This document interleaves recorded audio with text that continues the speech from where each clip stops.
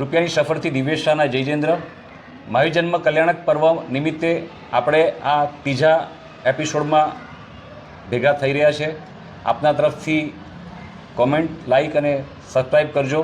તો હું સાહેબજીને વિનંતી કરીશ કે આપ શ્રી મહાવીર જન્મ કલ્યાણક વિશે આપના આશીર્વચનો આપણા સૌની સમક્ષ રજૂ કરે. પરમ તારક પરમાત્માનો આજથી ને 2500 વર્ષ પહેલાં જન્મ થયો છે.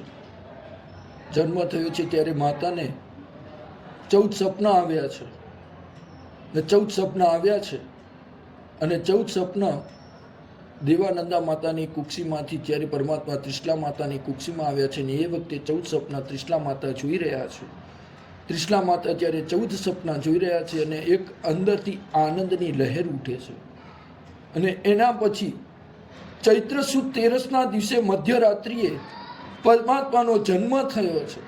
અને એ પરમાત્માનો જન્મ થયો ત્યારે ચારે બાજુ અજવાળું થયું છે. બહુ સરસ મજાનું કવિએ લખ્યું છે, થાવરને પણ સુખકારી રે સખી આજ અનુપમ દિવાળી. ત્યારે પરમાત્માનો જન્મ થાય અને સાતે નરકે અજવાળા થાય એવો અદ્ભુત પરમાત્માનો જન્મ.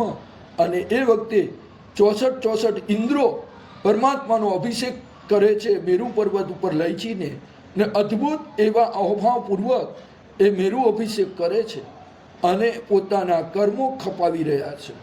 ને ત્યાર પછી પરમાત્મા 28 વર્ષે પોતે દીક્ષા ગ્રહણ કરે છે અને એના પછી 12 વર્ષ ઉપસર્ગોનું સહન કરે છે. અને વૈશાખ સુદ દસમના દિવસે રુજુવાલિકા નદીના કાંઠે એમનું કેવળ જ્ઞાન થાય છે. કેવળ જ્ઞાન એટલે ત્રણેય લોકની અંદરના ભાવોને જોનારા એવા પરમાત્મા. એના પછી પરમાત્માનું દિવાળીના દિવસે નિર્વાણ પામે છે ને ત્યારથી આ દિવાળી પર્વની શરૂઆત થઈ છે. એવી આ દિવાળી પર્વનું સરસ મજાનું પર્વ છે.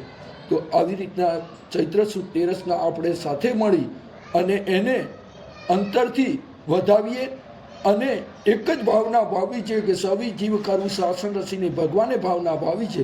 મારા હાથે પણ કોઈ જીવોની વિરાધના ન થાય, એનો વધ ન થાય અને એને આપણા જીવનની અંદર સન્મુખ રાખી અને એના પ્રત્યે અહોભાવ રાખીએ. ઘણો આભાર સાહેબ. ઘણા ઝીણવટના શબ્દથી આપશ્રીએ મહાવીર જન્મ કલ્યાણક વિશે માહિતી આપી. તો એક નાનો સવાલ, આજના સમયમાં માનસિક શાંતિ અને અહિંસા તણાવભર્યા જીવનમાં જે અત્યારે પરિસ્થિતિ છે તે બાબતમાં કંઈક માર્ગદર્શન આપશો? પરમાત્માએ 12.5 વર્ષની સાધના કાળની અંદર 3 વસ્તુને પકડી હતી કે પહેલા નંબરની અંદર મૌન રહેવું, બીજા નંબરની અંદર સતત કાર્યશીલ રહેવું અને ત્રીજા નંબરની અંદર પરમાત્મા પોતે એક જ કહી રહ્યા છે કે જેટલું બને એટલું ખાવામાંથી પાછા નીકળવું.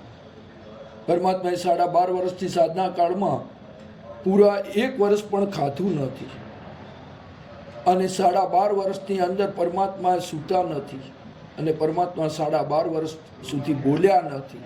બસ આપણા જીવનની અંદર આ 3 વસ્તુની પકડાઈ જાય અને પરમાત્માનો આદર્શ આપણી સામે આવે તો આપણું કલ્યાણ થયા વગર રહે નહીં.